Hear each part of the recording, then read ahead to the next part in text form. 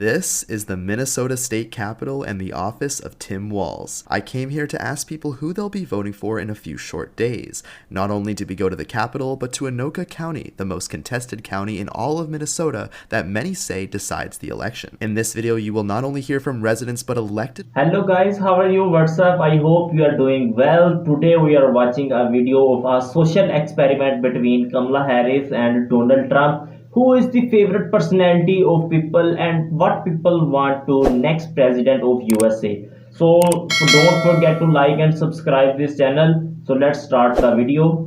This is the Minnesota State Capitol and the office of Tim Walz. I came here to ask people who they'll be voting for in a few short days. Not only did we go to the Capitol, but to Anoka County, the most contested county in all of Minnesota that many say decides the election. In this video, you will not only hear from residents but elected officials who have worked closely with Tim Walz. Brace yourself. Some of these stories are very interesting. So I'm Jim Abler. I'm the senator from here. And I've been privileged to serve in Anoka as a senator for 9 years. I was a state representative before that for 16 years. So I grew up in town. I'm a chiropractor. We started this restaurant 4 years ago, and Anoka is a great little town. It's a purple town, and so I just happen to wear a purple shirt just by coincidence. Yeah. So it's a town where people work together, and it all works. Yeah. And I'm just really happy to have been a part of it. I've lived here my whole life. Can you believe that? What is your opinion on Walz? Well, when he first got in office, I went up to him and said, "Hey, let's work together on stuff." I'm a collaborator. Purple City, you know, we just work together. I don't like all this stuff, and I'm known to be a work together kind of guy. So I went to him, and oh yeah, we can do that. And then COVID came, and I reached out to him 13 times between March and July of 2020 before he bothered to call me back. And so 13 times. Governor Dayton was his predecessor. He would call me back 2 times out of 3 and listen, and he didn't always do what I said, but at least he would have a conversation, you know?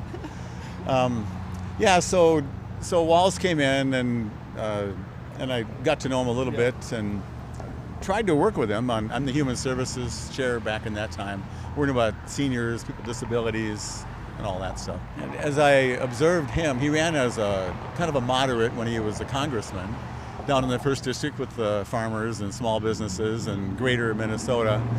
And then when he got in office here, he had a Republican Senate, so he had to kind of work together.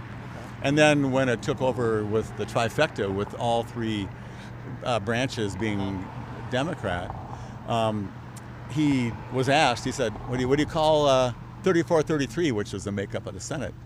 And he said, a majority. Instead of like, this is our chance to work together and show Minnesota we can be an example. Like literally yeah. +1. Okay. Yeah, literally. And so he just veered left, and frankly, from what I see of him currently, that's the real Tim Walz. He really is a progressive socialist, and which is who has taken over Minnesota government now. And if you look at the actions that have been done by purely all Democrats, they have gone farther left than most Democrats I know. And they say, what are they doing? And spending all the money and some of these social policies and 9-month abortions and you can say what you think about abortion, but 9 months is a long time. 9 months is a long time. It's like they're pretty big by then, and so we argued and no, we're doing that, and so here he is now. And so I think he is finally at peace. He gets to be himself.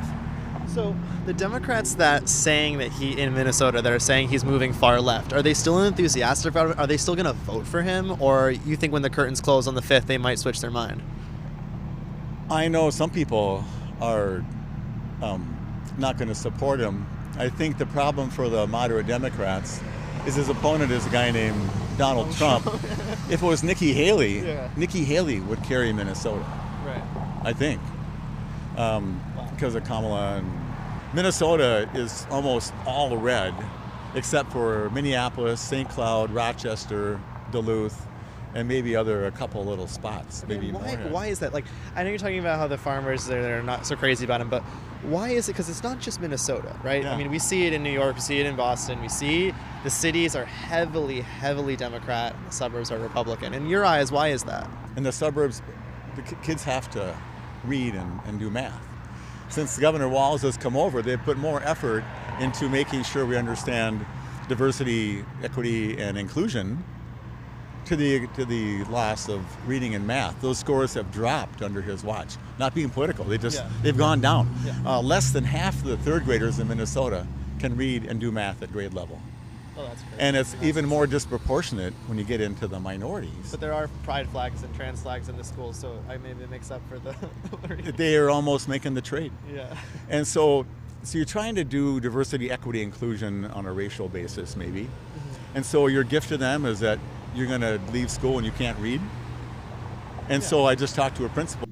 So guys, here is the video we're watching. The Donald Trump lover says Kamala Harris is not perfect, and the people who love Kamala Harris, who they are saying Donald Trump is killer of democracy and he is not perfect for USA. What do you think about this video? Please tell me in comment section. Okay, meet up next video.